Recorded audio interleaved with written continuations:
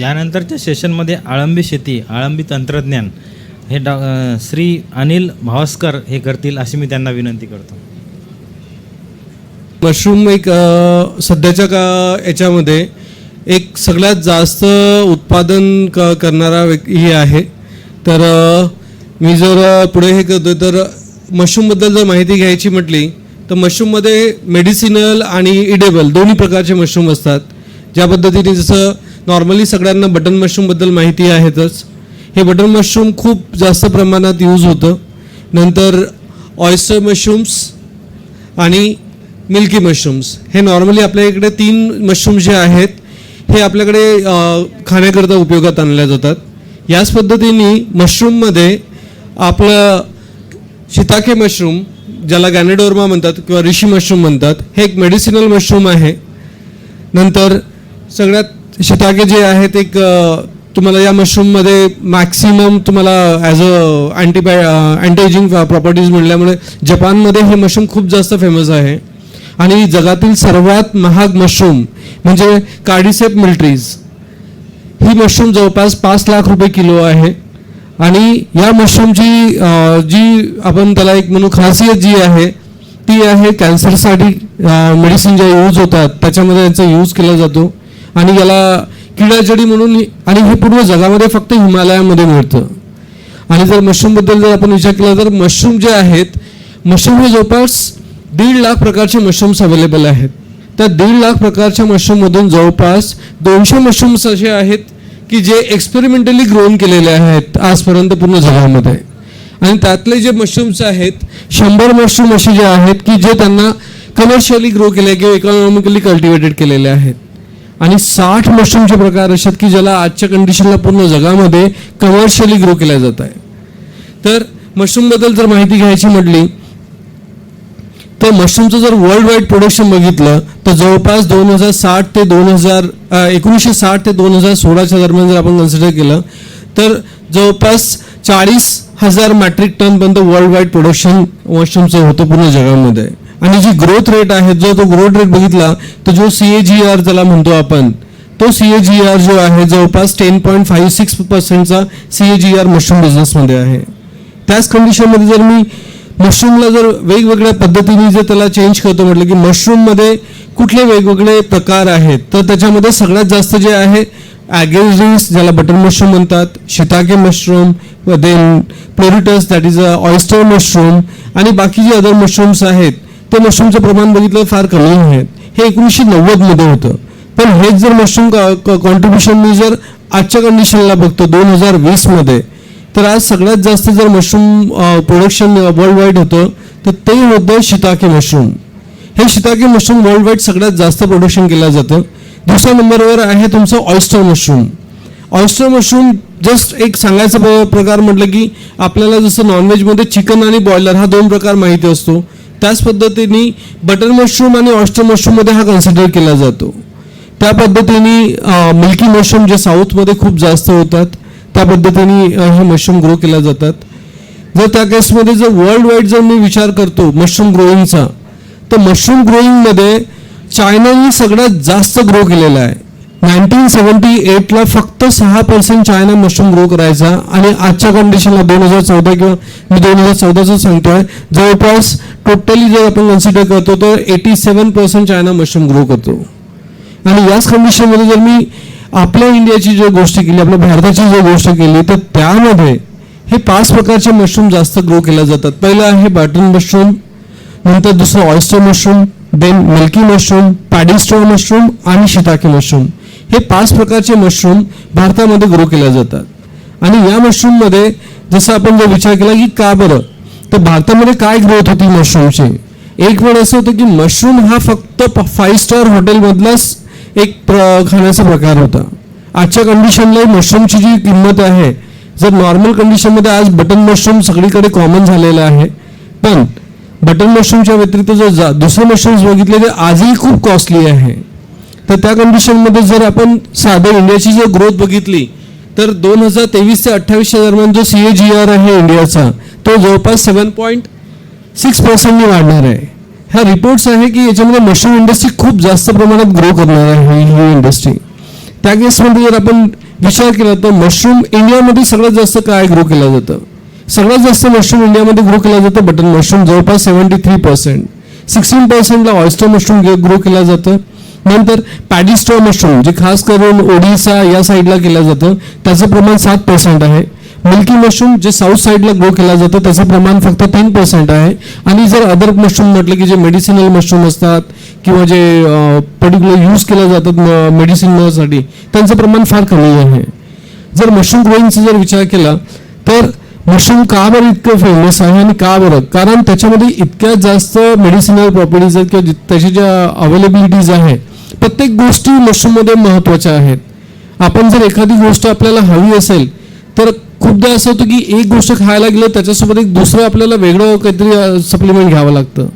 पण मशरूम एक असं आहे ज्याच्यामध्ये तुम्हाला हाय प्रोटीन सगळ्यात जास्त मिळतं, तुम्हाला vitamin D source, vitamin B source, then fibres आहे, low calorie, high calories, low cholesterols, low sodium, त्याच्यामध्ये झिंक्स आहे, फोलिक ॲसिड्स आहेत, अमिनो ॲसिड्स आहेत, जे अँटी कॅन्सर एजंट्स आहेत. ज्या लोकांना डायबिटीजचा प्रकार आहे त्यांनी मशरूम जर हे केलं तर त्यांचं sodium level automatic, sugar level automatic त्यांचं मेंटेन होतं. तर मशरूम हे तसं बघितलं तर एका प्रकारे मेडिसिनच आहे. जे लोक नॉन व्हेजिटेरियन नाही आहेत, जे प्युअरली व्हेजिटेरियन आहेत, त्या लोकांना मशरूम हे प्रोटीनचं एक सगळ्यात महत्त्वाचं, जर प्रोटीन जर म्हटलं तर सगळ्यात महत्त्वाचं मशरूमचं आपण त्याला हे करू शकतो. आपण भारतामध्ये मशरूम किंवा विदर्भामध्ये मशरूमचं उत्पादन का घ्यायला पाहिजे? नॉर्मली विदर्भातील शेतकरी कापूस लावतो, सोयाबीन लावतो, नंतर धान आहे, गहू आहे. जर आपल्याकडे जर विचार केला तर त्या ज्या शेती झाल्यानंतर जे तुमचं क्रॉपचं जे वेस्ट आहे त्या वेस्टपासूनच मशरूम तयार केलं जातं. आणि सगळ्यात महत्त्वाचं म्हणजे आपल्याकडे विदर्भामध्ये मशरूमची शेती तुम्ही नॉर्मल कंडिशनमध्ये करू शकता. ती वेळ असते जून महिने, जूनपासून सुरुवात होते तर ती आपण फरवरी महिन्यापर्यंत आपण इथे मशरूम कल्टिवेशन एक नॉर्मल शेतकरी आपल्या शेतीमध्ये करू शकतो. आणि याच्यामध्ये आपल्याकडे जर विचारलं गेलं तर ह्यूज वेस्ट आपल्याला अवेलेबल आहे शेताचा. याकरता तुम्हाला लागणारं काय आहे? एक इन्क्युबेशन रूम, जी की तुमची 10 बाय 10ची सुद्धा रूम राहू शकते. म्हणजे जर मशरूम व्यवसाय जर सुरू करायचा असेल तर एक शेतकरी आपल्या 2 रूमच्या खोलीमधून सुद्धा मशरूम व्यवसाय सुरू करू शकतो. आणि याच्यामध्ये असं आहे की इन्व्हेस्टमेंट जे आपण कन्सिडर करतोय, कुठलंही जर इन्व्हेस्टमेंट म्हटलं तर नॉर्मली आपण 50,000, 60,000, 70,000 असं मिनिमम इन्व्हेस्टमेंट कन्सिडर करतो. पण मशरूम एक व्यवसाय असा आहे की ज्याच्यामध्ये तुम्ही 5 ते 10,000च्या इन्व्हेस्टमेंटने सुद्धा आपला बिझनेस सुरू करू शकता. एक इन्क्युबेशन रूम लागतं तुम्हाला, एक छोटंसं 10 बाय 10चं. मी जर 10 बाय 10ची रूम जर कन्सिडर करतो तर मी जवळपास 500 बॅग्स मी कन्सिडर करू शकतो ॲट ए टाइम. 500 बॅग्सचं माझं प्रोडक्शन तिथे काढू शकतो. त्याच पद्धतीने मला ग्रोईंग एरिया लागतो, एक छोटासा ग्रोईंग एरिया युजफुल होतो की ज्याच्यामध्ये मला 15 दिवस मी इन्क्युबेशनमध्ये रूममध्ये ठेवल्यानंतर त्या मशरूमला ग्रो करण्याकरता मला एक छोटा ग्रोईंग एरिया लागतो. देन आम्ही आता माझ्याकडे ऑर्गॅनो मशरूम्समध्ये आम्ही हे 5 टाईपचे मशरूम ग्रो केलेले आहे, 5 ते 6 टाईपचे मशरूम ग्रो केले आहे. ऑयस्टरमध्ये जर मी विचार केला तर व्हाईट ऑयस्टर, ब्राऊन ऑयस्टर ज्याला सजर काजू म्हटलं जातं, त्याच्यानंतर तुमचं डिजामोर ज्याला पिंक ऑयस्टर मशरूम म्हटलं जातं, त्यामध्ये येलो ऑयस्टर आणि ब्लू ऑयस्टर्स, हे 5 ऑयस्टर मशरूम्स आम्ही इथे ग्रो करतो. या ऑयस्टर्स मशरूम्स जे आहे याच्यामध्ये कुठल्या पद्धतीने ग्रो केला जातं मी त्याचं एक हे सांगतोय. मशरूमला लागणारा जो रॉ मटेरियल आहे तो आपण कुठलाही रॉ मटेरियल घेऊ शकतो असं आहे. पण जसं तुम्ही बघितलं असेल गव्हाचा पेंडा, नंतर तुमच्याकडे भाताचा पेंडा आहे जे आपण तणस म्हणतो. आपला भंडारा जिल्हा किंवा गोंदिया जिल्हा या साईडला भरपूर भाताची शेती होते. जो तणस आहे त्याचा तो पेंडा आपण वापरू शकतो. नंतर साधा लाकडाचा भुसा सुद्धा आपण वापरू शकतो किंवा कोरडी पानं.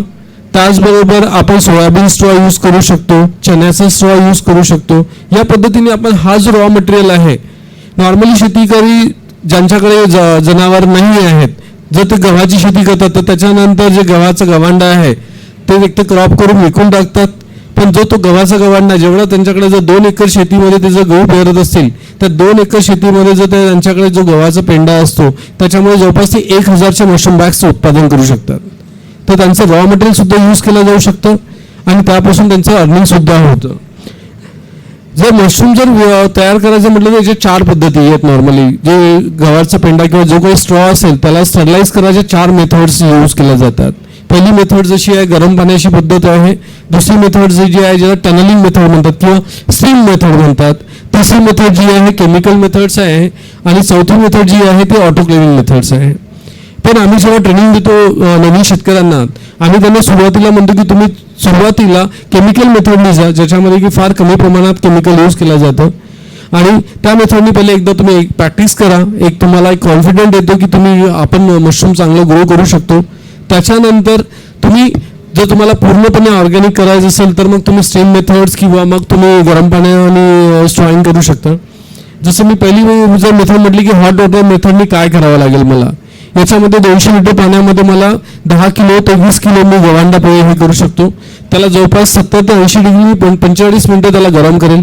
गव्हाचा याचा भाताचा पेंडा असेल तर त्याच ठिकाणी जर तो गव्हाचा पेंडा असेल तर मला तो 65 डिग्री ते 70 डिग्री 1 तासाकरता गरम करावा लागेल.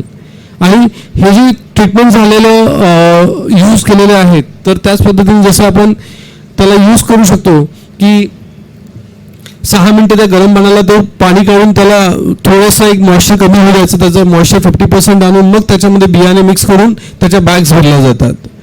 त्याच पद्धतीने जर टनल मेथड करायची असेल तर याच्यामध्ये स्टीम वापरलं जातं, म्हणजे वाफेवर तुमचं जे गव्हाचा पेंडा आहे किंवा भाताचा पेंडा आहे त्याला स्टरलाइज केलं जातं स्टीमिंग करून. त्याच्याकरता फक्त आपल्याला टेम्परेचर थोडंसं वाढवावं लागतं आणि टाईम थोडा वाढवावं लागतं, कारण उकळण्याच्या पेक्षा उकळण्यामध्ये तुमचं डायरेक्टली तुमचा गव्हांडा जो पाण्यामध्ये आहे, पण इथे तो पाण्यात न राहता त्याला तुम्ही स्टीम करताय, तर त्या केसमध्ये 70 to 80% तुम्हाला लागतं 1 तासाकरता जर गव्हाचा पेंडा असेल तर, आणि 65 to 70 डिग्री लागतं 1.5 तासासाठी जर तुमचा गव्हाचा पेंडा असेल.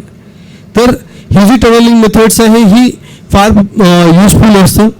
आणि नवीन जेव्हा सुरुवात कोणी करतो मशरूम ग्रोईंगचं तर त्या केसमध्ये आम्ही त्याला केमिकल स्टरलायझेशन सांगतो. त्याच्यामध्ये 200 लिटर पाणी यूज करायचं आहे, त्याच्यामध्ये 20 किलो आपण स्ट्रॉ घेतो नॉर्मली. त्या 20 किलो स्ट्रॉमध्ये मशरूम यूज करताना त्याच्यामध्ये आपण एक फॉर्मलिनचं 200 लिटर पाण्यामध्ये फक्त 125 ml फॉर्मलिन यूज करतो. त्याच्यामध्ये आपल्याला बावेस्टिन फक्त 10 ग्राम टाकावं लागतं. 200 लिटर पाण्यामध्ये 10 ग्राम बावेस्टिन आपण यूज करतो आणि 200 लिटर पाण्यामध्ये आपल्याला 5 ग्राम नुवान. आता नुवान तसं नसल्यामुळे त्याच्याऐवजी तुम्ही कुठलेही एक अँटीफंगस एजंट तुम्ही त्याच्यामध्ये हे करू शकता.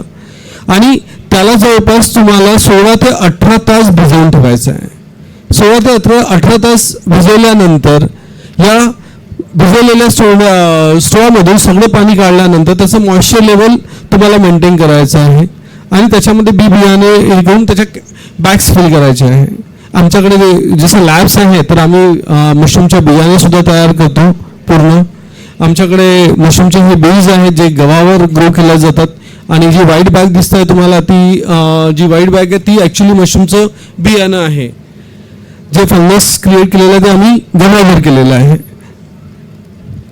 आता प्रोडक्टची मार्केटिंग काय असतं, खूप लोकांना मशरूम माहिती नाही आहे आणि प्रॉब्लेम काय असतं की सगळ्यांना बटन मशरूम माहिती आहे, ऑयस्टर मशरूम फार कमी लोकांना माहिती आहे.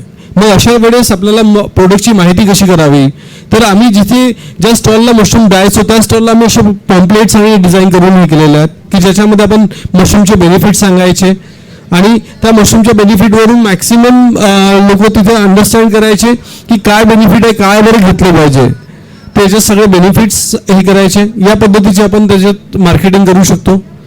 मशरूम एक असं हे आहे की जर ते फ्रेश विकल्या गेलं नाही तर तुम्ही त्याला ड्राय करून विकू शकता. जर ते ड्राय पण विकल्या गेलं नाही तर तुम्ही त्याला पावडर म्हणून विकू शकता.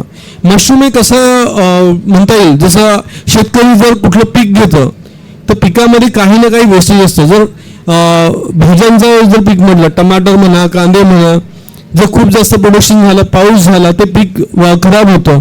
पण याच्यामध्ये नॉर्मली तो प्रकार नाही आहे. याच्यामध्ये जर तुमचं सेल आउट नाही झालं तुम्ही ड्राईंग ब्लॉक द्या, ड्राईंग करून तुम्ही त्याला पावडर फॉर्ममध्ये विका. तर या पद्धतीने मशरूम्स तुमचं सेल आउट होतं. मशरूममधून आउटपुट म्हणजे जर आपण वेस्ट म्हटलं तर ते सुद्धा फार कमी निघतं. हे आमचे मशरूम प्रोडक्ट आहे. फ्रेश मशरूम आम्ही सेल आउट करतो, त्याच्यासोबत ड्राय मशरूम सेल आउट करतो, आम्ही पावडर फॉर्ममध्ये पण सेल आउट करतो. जसं इथे हे व्हाईट ऑयस्टर मशरूम्स आहे, प्रोडक्ट्स सजोर काजू, ब्राऊन ऑयस्टर, देन हे फ्लोरिडा ज्याला व्हाईट ऑयस्टर म्हटलं जातं, देन पिंक ऑयस्टर जे गुलाबी रंगाचं मशरूम आहे, पिंक ऑयस्टर मशरूम विकलं जातं. आता हे जे मशरूम जे तुम्हाला मी सांगितले आधी, हे फक्त जून ते फरवरी महिन्यापर्यंतच आपण घेऊ शकतो. पण मिल्की मशरूम असं आहे की हे फरवरी ते जून पर्यंत घेऊ शकतो. म्हणजे वर्षभर आपण मशरूमचं प्रोडक्शन घेऊ शकतो एकाच शेतकरी एकाच सेम याच्यामध्ये. कारण या मशरूमला फक्त टेम्परेचर जास्त लागतं आणि मॉइश्चर लेवल तेवढं मेंटेन करावं लागतं. तर हे नॉर्मली साऊथ साईडला जास्त होतात. तर आम्ही हे सुद्धा मशरूमचं प्रोडक्शन घेतो, त्याला मिल्की मशरूम म्हटलं जातं. जस्ट तुम्हाला ते बटन मशरूम सारखं दिसेल पण थोडा वेगळ्या प्रकारचं आहे. आणि मशरूमचे जे बाय प्रोडक्ट आहे, जगामध्ये अशी कुठली वस्तू नाही की ज्याच्यामध्ये आपण मशरूम टाकू शकत नाही. प्रत्येक गोष्टीमध्ये मशरूम, जसं मशरूम टी, मशरूम नूडल्स, नंतर जर मशरूम पापड, मशरूम लोणचं, नंतर तुमचं मशरूमचं क्रिस्पी जे चिप्स असतात ते सुद्धा मशरूमचं हे होतात. नंतर मशरूमचं कुकीज, देन मशरूमचं लोणचं, then mushroom soup powder, mushroom coffee powder, ह्या सगळ्या गोष्टी तुम्ही मशरूमचे हे बाय प्रोडक्ट बनवू शकता. त्याचबरोबर जे मशरूमची बॅग ज्याच्यातून एकदा मशरूम निघालेलं आहे, ती जी व्हाईट बॅग आहे, त्या बॅगमधून आता ती बॅग तर फेकावी लागेल, तर त्या बॅगपासून आपण वर्मी कंपोस्ट सुद्धा तयार करू शकतो. आणि त्यांचं वर्मी कंपोस्ट आणि जे फूड पॅलेट असतात जनावरांना हे करायसाठी, तर मशरूमपासून त्याचं बाय प्रोडक्ट केलं जातं. मशरूम रिलेटेड ऑर्गॅनिक मशरूम एक असं फोरम आहे ज्याच्यामध्ये मशरूम रिलेटेड सगळ्या गोष्टी आम्ही प्रोव्हाइड करतो.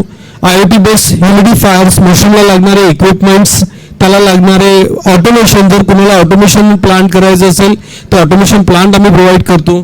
स्मॉल कॅपॅसिटीचे मशरूम ड्रायर्स तयार करून देतो. नंतर सोलर मशरूम ड्रायर्स, आमचे काही प्रोडक्ट आहेत. आमच्याकडे ट्रेनिंग प्रोग्राम्स असतात. मोस्टली विदर्भातून भरपूर लोकांना आजपर्यंत आम्ही ट्रेनिंग दिला, यांनी आपला व्यवसाय सुरू केलेला आहे. त्यांनी त्याच्यातून एक उत्पन्न सुरू केलेलं आहे. आमच्याकडे मॅक्सिमम वेळा जे आलेले आहेत विद्यार्थी आलेले आहेत, जे BSc सायन्स किंवा BSc ॲग्रिकल्चर केलेले विद्यार्थी आहेत की ज्यांच्याकडे शेती आहे आणि त्यांना जोडधंदा, कारण विदर्भामध्ये शेती कधी जर तुमचं पाऊस असला तर त्या ठिकाणी आपण जर तुम्ही जोडधंदा म्हणून एक मशरूम व्यवसायाला तुम्ही कन्सिडर करू शकता. या पद्धतीचे मशरूम्स ट्रेनिंग प्रोग्राम होतात आमच्याकडे.